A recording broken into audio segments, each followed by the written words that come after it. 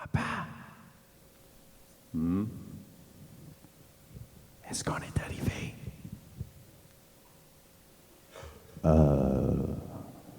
Non. Oh.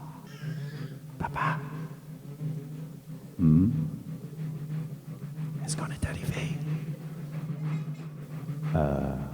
Non. Ferme tes yeux, fais ton dodo. Écoute tous les sons.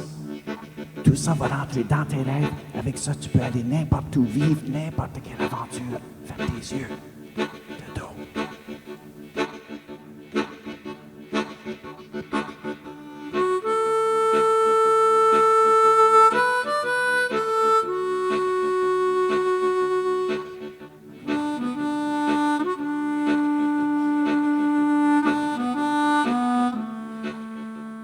I started playing the harmonica. I was 11 years old.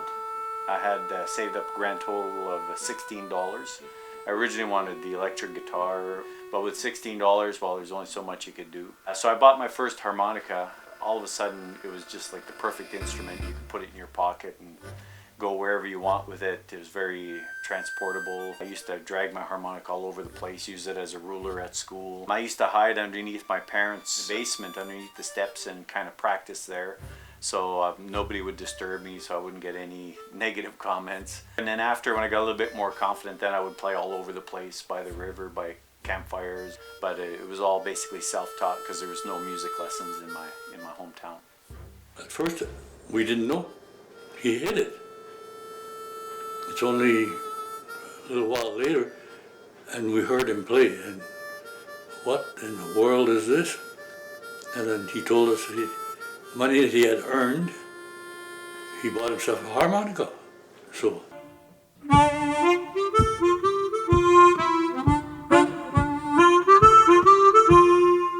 one time he took the bus from Porterview to Winnipeg to come to see the festival, and he played harmonica on the bus, and one of his friends went around with a hat and collected money from all the passengers, and he got enough money to pay his bus fare back and forth and some spending money at the festival. Definitely the harmonica is my main instrument, but it starts to change every once in a while when I'm inventing different instruments. So the Indian mouth bow has been a long time favorite, which is just a piece of wood and a guitar string. Sounds like a giant jaw harp.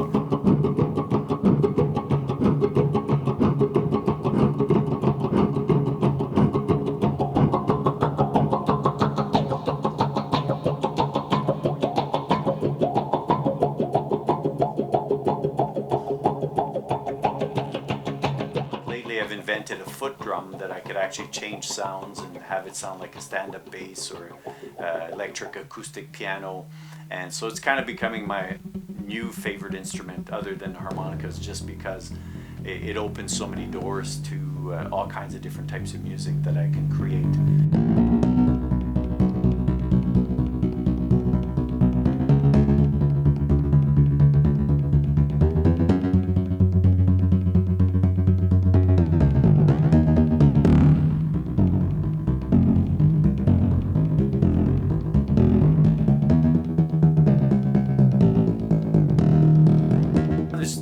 Tons of stuff that inspire me for creating music.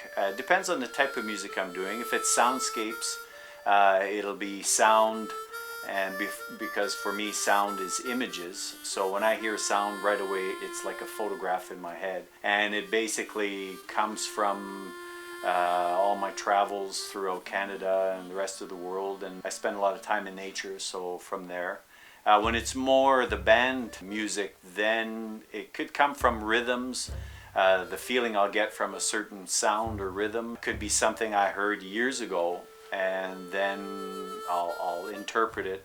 So whether it was drums or some other instrument, I'll try to recreate that sound with the harmonica, and then it just seems to take a life of its own.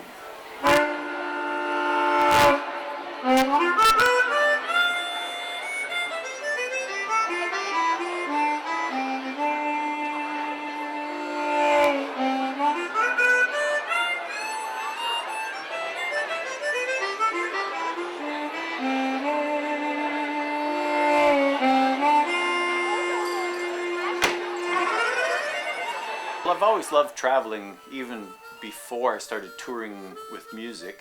I always liked the sense of adventure, and I still love going out on tour and just performing for other people and in different countries and different environments. So we knew that he had the adventurous part of his soul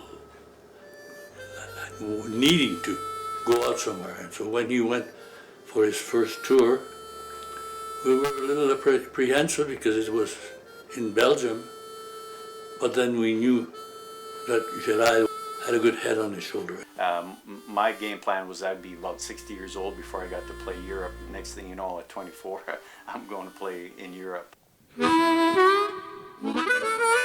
Going on stage seemed to be such a natural thing for him. A pre-show ritual. There's probably quite a few of them that I'm not even aware of. My family tells me that physically I'm there, but my brain's been on stage for a couple weeks. Just before going on stage, I'll just find a bit of quiet time and just kind of run things over and just kind of get myself already on stage so that when I do walk on stage, I have the feeling that I've been there already for a little while, so I'm already warmed up for the audience.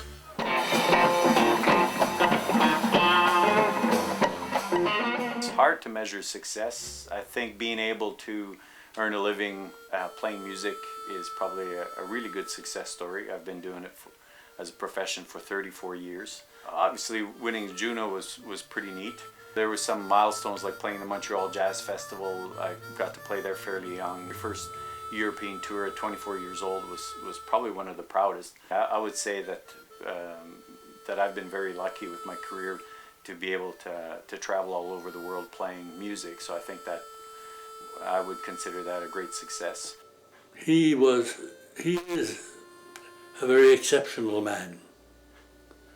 Very, very proud of him.